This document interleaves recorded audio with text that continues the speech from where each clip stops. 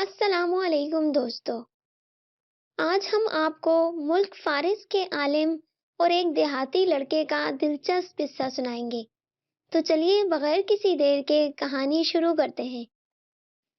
ایک دفعہ کا ذکر ہے کہ ملک فارس سے ایک بہت عالم فاضل شخص مصر کے دارالحکومت قاہرہ میں آیا، تو مصر کے بادشاہ نے اس کی بڑی آؤ بھگت کی اور پوچھا کہ آپ کے تشریف لانے کا سبب کیا ہے۔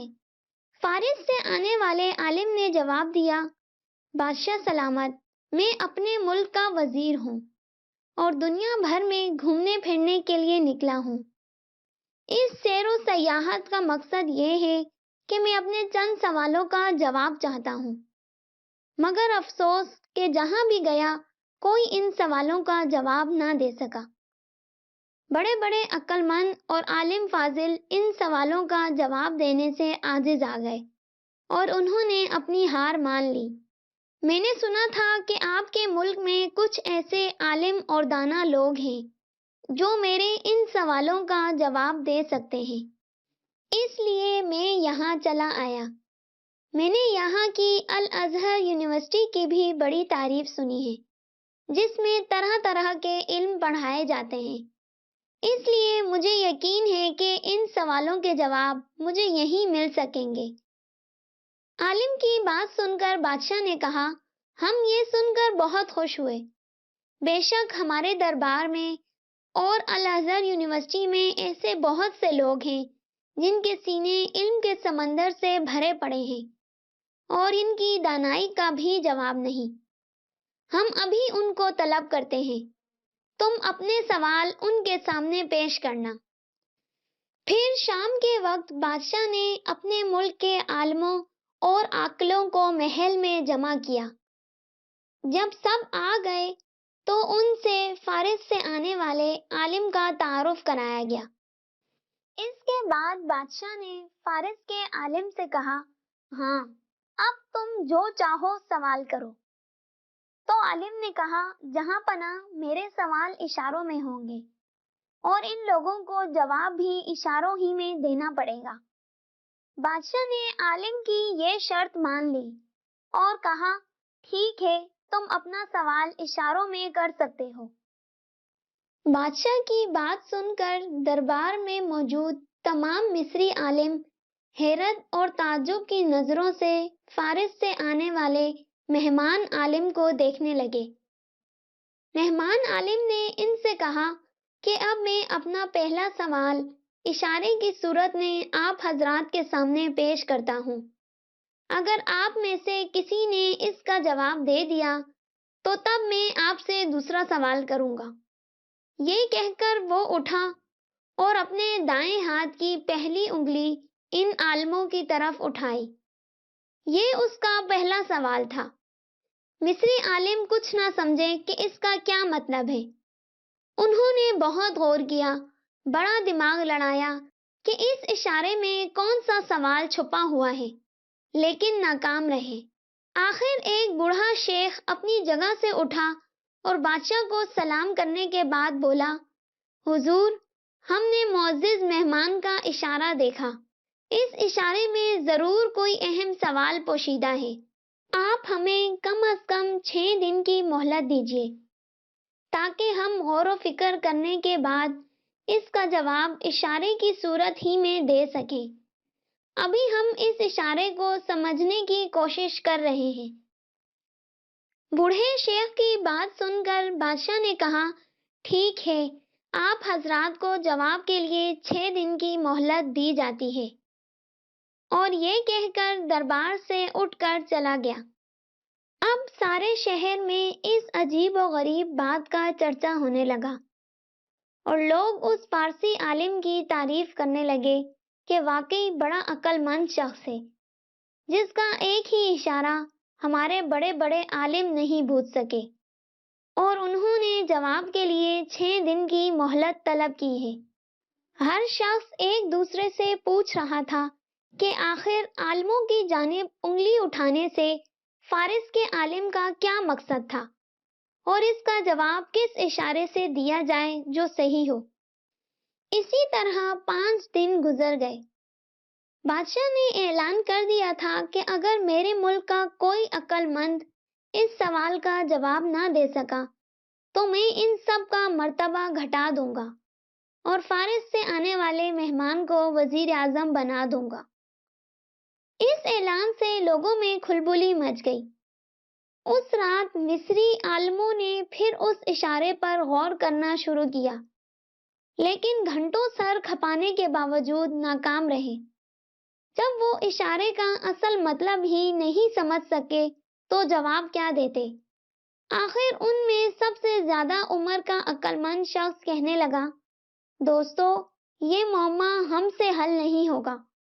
میرے ذہن میں ایک تدبیر آئی ہے۔ اگر اس پر عمل کیا جائے تو شاید ہم رسوا ہونے سے بچ جائیں۔ بعض اوقات ایک معمولی بات بھی بڑے بڑوں کی سمجھ میں نہیں آتی، لیکن ایک بیوقوف اور جاہل آدمی فوراً اسے سمجھ لیتا ہے، اور خاص طور پر بچے ایسے عجیب اور پیچیدہ سوالوں کا جواب جلدی ڈھونڈ لیتے ہیں۔ میری رائے میں ہم کوئی ایسا بچہ تلاش کریں جو بالکل بیوقوف ہو، علم اور عقل سے اس کا دور سے بھی کوئی واسطہ نہ ہو۔ ممکن ہے وہ اس عجیب اشارے کا جواب اشارے ہی میں دے سکے۔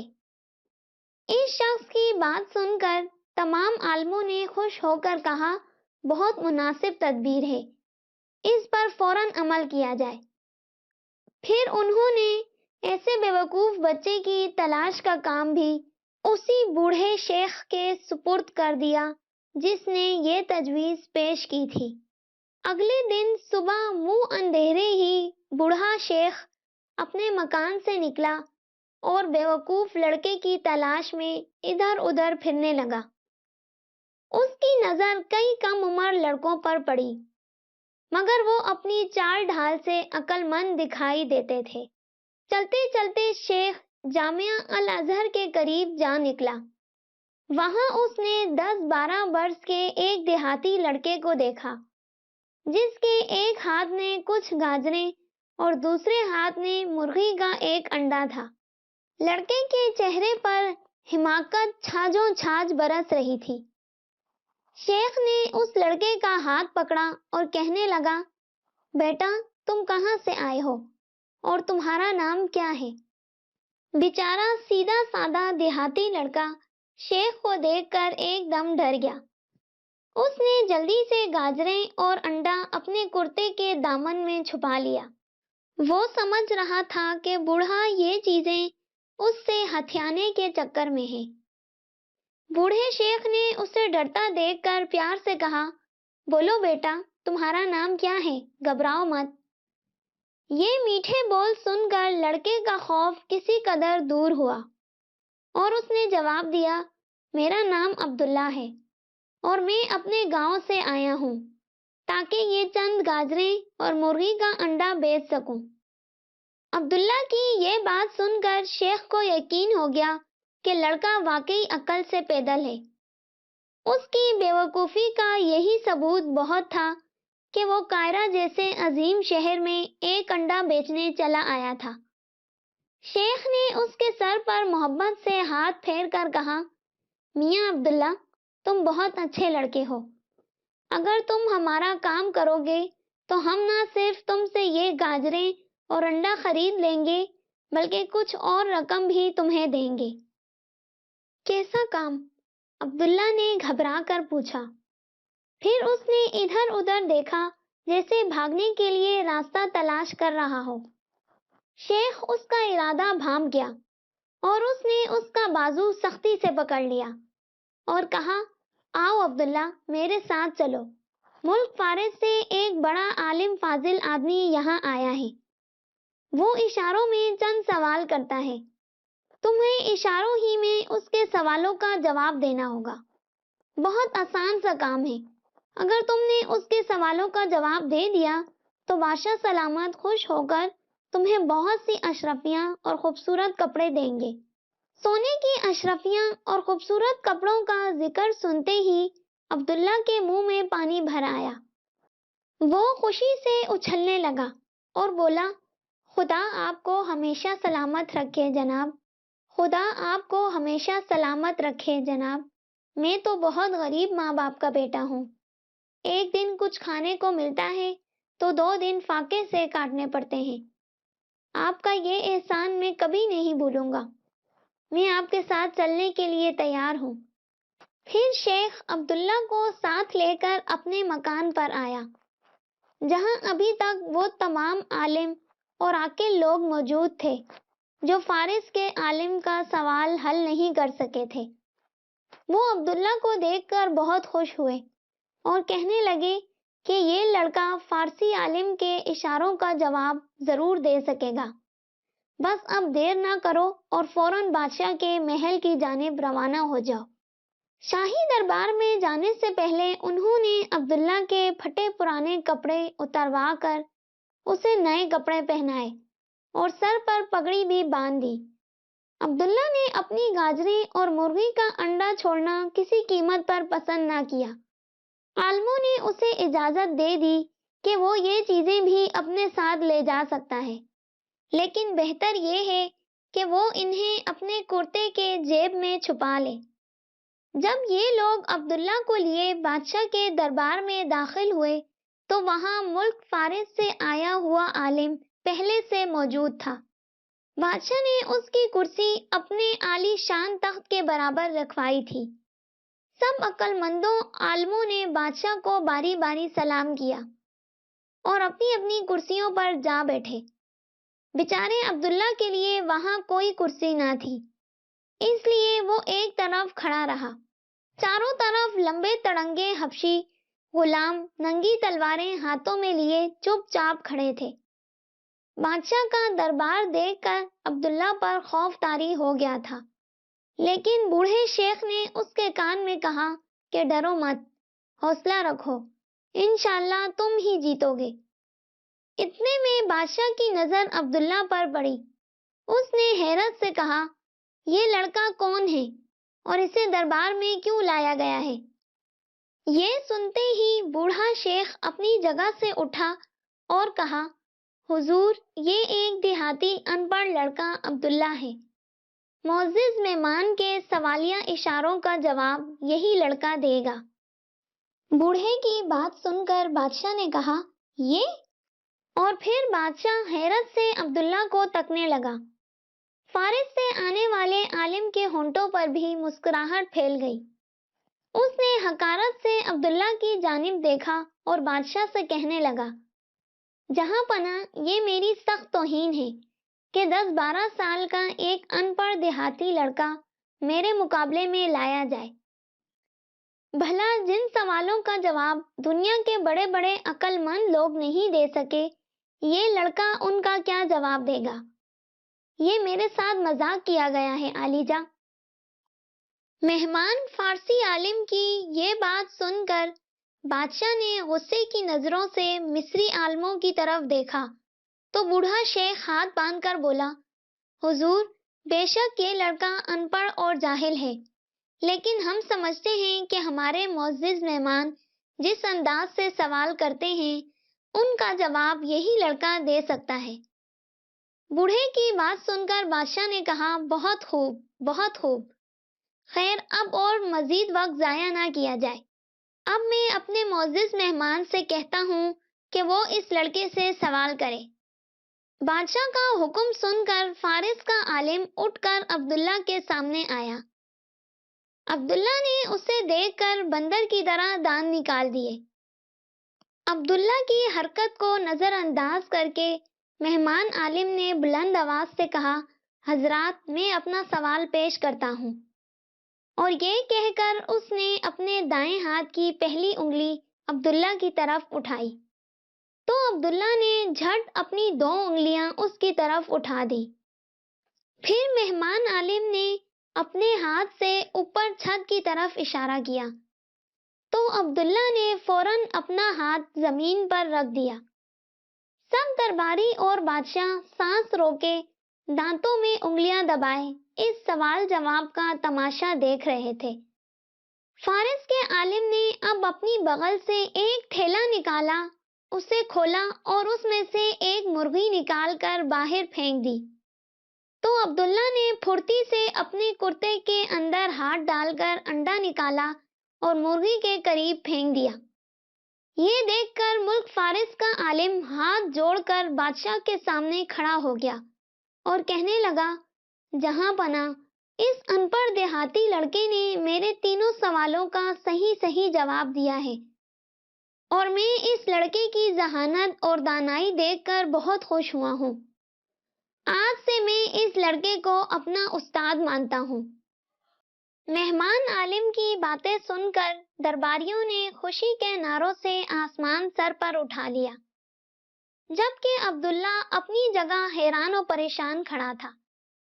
بادشاہ نے اس کو اپنے پاس بلا کر کرسی پر بٹھایا اور اس کے سر پر شفقت سے ہاتھ پھیرا۔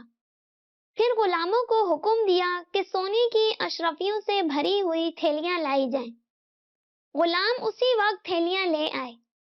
بادشاہ نے عبداللہ سے کہا، یہ ساری اشرفیاں تمہیں انعام میں دی جاتی ہیں، تم نے ہمارے ملک کا سر اونچا کر دیا ہے۔ اس کے بعد سب عالموں اور عقل مندوں نے عبداللہ کو شاباش دینے کے علاوہ اپنی اپنی طرف سے بھی انعام دیے۔ پھر بوڑھا شیخ اسے اپنے گھر لے گیا اور نوکر کو حکم دیا کہ جلد گھوڑا گاڑی تیار کرو، میں عبداللہ کو اس کے گاؤں تک چھوڑنے جاؤں گا۔ یہ سن کر عبداللہ کی خوشی کا کوئی ٹھکانہ نہ رہا۔ اس نے اس سے پہلے کبھی گھوڑا گاڑی میں سوار ہونے کا لطف نہ اٹھایا تھا۔ جب وہ شیخ کے ساتھ گاڑی میں بیٹھا اپنے گاؤں کی جانب جا رہا تھا تو شیخ نے یکایک اس سے پوچھا، بیٹا عبداللہ، یہ تو بتاؤ کہ وہ 3 سوال جو فارس کے عالم نے تم سے اشاروں میں کیے تھے وہ کیا تھے، اور ان کا صحیح جواب تم نے اپنے اشاروں میں جو دیا اس کا مطلب کیا تھا؟ عبداللہ نے کہکہا لگا کر کہا، جناب، اس کے سوال تو بہت آسان تھے، میں نے اسی وقت انہیں بوجھ لیا اور اسے ایسے جواب دیے کہ وہ بغلے جھانکنے لگا۔ وہ میرے جوابوں کو کبھی جھٹلا ہی نہیں سکتا تھا۔ عبداللہ کی بات سن کر شیخ نے کہا، یہی تو میں سمجھنا چاہتا ہوں کہ اس کے سوالوں اور تمہارے جوابوں میں کیا راز چھپا ہوا تھا۔ شیخ کی بات سن کر عبداللہ نے فخر سے سینہ پھلاتے ہوئے کہا، تو سنیے جناب۔ جب اس نے اپنے دائیں ہاتھ کی پہلی انگلی میری طرف اٹھائی اور منہ بنایا تو میں سمجھا وہ یہ کہہ رہا ہے کہ اے لڑکے، میں تیری آنکھ پھوڑ ڈالوں گا۔ اس کا یہ اشارہ دیکھ کر مجھے بھی تاؤ آیا اور میں نے ان سے اپنی 2 انگلیاں دکھا کر بتایا کہ اگر تو میری ایک آنکھ پھوڑے گا تو میں تیری دونوں آنکھیں پھوڑ دوں گا۔ اس کے بعد اس نے اپنا ایک ہاتھ اوپر چھت کی طرف اٹھایا، جس کا مطلب یہ تھا کہ اگر تو میری دونوں آنکھیں پھوڑے گا تو میں تجھے چھت سے لٹکا کر پھانسی دے دوں گا۔ اس کے اس اشارے سے مجھے اور غصہ آیا اور میں نے اپنا ہاتھ زمین پر رکھ کر اسے بتایا کہ اگر تو مجھے چھت پر لٹکائے گا تو میں تجھے زمین میں زندہ دفن کر دوں گا۔ تب اس نے اپنے تھیلے سے مرغی نکال کر پھینکی اور مجھے ڈرایا کہ میں تجھے مرغی کے گوشت کی طرح کچا چبا جاؤں گا۔ میں بھلا اس سے کیوں دبتا؟ میں نے بھی جھٹ انڈا نکال کر اس کے سامنے ڈال دیا کہ میں بھی تجھے انڈے کی طرح چٹ کر جاؤں گا۔ بس جناب، یہ جواب پاتے ہی اس نے اپنی ہار مان لی اور میرا شاگرد بننا قبول کر لیا۔ شیخ عبداللہ کی یہ باتیں سن کر اتنا ہنسا کہ اس کی آنکھوں سے آنسو جاری ہو گئے۔ پھر اس نے عبداللہ کو اس کی ہوشیاری اور عقل مندی پر بڑی شاباش دی اور اسے اس کے گاؤں تک پہنچا کر واپس آ گیا۔ اب اس نے سوچا کہ فارس کے اس عالم سے مل کر بھی پوچھنا چاہیے کہ آخر اس کے اشاروں کا اصل مطلب کیا تھا۔ فارس کا عالم بیچارہ اپنا منہ شرم سے چھپائے شاہی مہمان خانے میں موجود تھا اور مصر سے رخصت ہونے کے لیے نوکروں کو بوریا بستر باندھنے کی ہدایت کر رہا تھا۔ اس نے جب الازہر یونیورسٹی کے بوڑھے استاد کو آتے دیکھا تو تعظیم کے لیے اٹھ کھڑا ہوا۔ شیخ نے بھی اسے سلام کیا اور مزاج پرسی کے بعد اپنے آنے کا مقصد بتایا۔ تو فارس کے عالم نے کہا، حضرت میں تو اس بچے کی بے مثال ذہانت پر اب تک اش اش کر رہا ہوں۔ اس نے میرے تینوں سوال اچھی طرح سمجھ کر ان کا معقول جواب دیا۔ فارسی عالم کی بات سن کر بوڑھے شیخ نے کہا، مہربانی فرما کر مجھے بھی بتائیے کہ آپ کے سوال کیا تھے اور لڑکے نے ان کا جو جواب دیا اس کا مطلب کیا تھا۔ فارسی عالم نے کہا، سنیے جناب، جب میں نے اپنے دائیں ہاتھ کی پہلی انگلی لڑکے کی طرف اٹھائی تو میرا سوال یہ تھا کہ اللہ ایک ہے اور اس کے سوا کوئی عبادت کے لائق نہیں۔ میرا یہ اشارہ دیکھتے ہی لڑکے نے 2 انگلیاں دکھائیں۔ اس کا جواب یہ تھا کہ بے شک اللہ ایک ہے، لیکن حضرت محمد صلی اللہ علیہ وسلم اس کے بھیجے ہوئے رسول ہیں۔ جب میں نے اپنا ہاتھ آسمان کی طرف بلند کیا تو اس کا مطلب یہ تھا کہ خدا نے آسمان کی چھت کو ستونوں کے سہارے کے بغیر قائم کر رکھا ہے۔ لڑکے نے یہ اشارہ سمجھ کر زمین پر ہاتھ رکھ دیا اور بتایا کہ یہ زمین بھی خدا ہی نے بنائی ہے، جیسا کہ آسمان اس نے بنایا ہے۔ پھر میں نے تھیلے میں سے مرغی نکال کر پھینکی، جس کا مطلب یہ تھا کہ خدا نے مرغی پہلے پیدا کی ہے۔ لڑکے نے فوراً انڈا مرغی کے قریب پھینکا اور بتایا کہ بعض لوگ کہتے ہیں کہ نہیں، انڈا پہلے پیدا ہوا ہے، اور یوں اس نے میرے تینوں سوالوں کے جواب صحیح دیے۔ آفرین ہے اس دیہاتی لڑکے پر، دیکھ لیجئے گا کسی دن وہ آپ کے ملک کا بہت بڑا آدمی بنے گا۔ فارسی عالم سے اس کے سوالوں اور ان کے جوابوں کا مطلب جان کر بوڑھا شیخ مسکراتے ہوئے اپنے گھر واپس آ گیا اور بستر پر لیٹ کر دیر تک سوچتا رہا کہ یہ دنیا کتنی عجیب و غریب ہے۔ مختلف زبانوں اور مختلف عمروں کے لوگ کس طرح ایک ہی بات کا مطلب الگ الگ سمجھتے ہیں، اور انہیں پورا یقین ہوتا ہے کہ جو کچھ وہ سمجھ رہے ہیں وہی درست ہے۔ دوستو، آپ کو یہ دلچسپ کہانی کیسی لگی؟ کامنٹ سیکشن میں ضرور بتائیے گا۔ ملتے ہیں نیکسٹ ویڈیو میں، تب تک کے لیے اللہ حافظ۔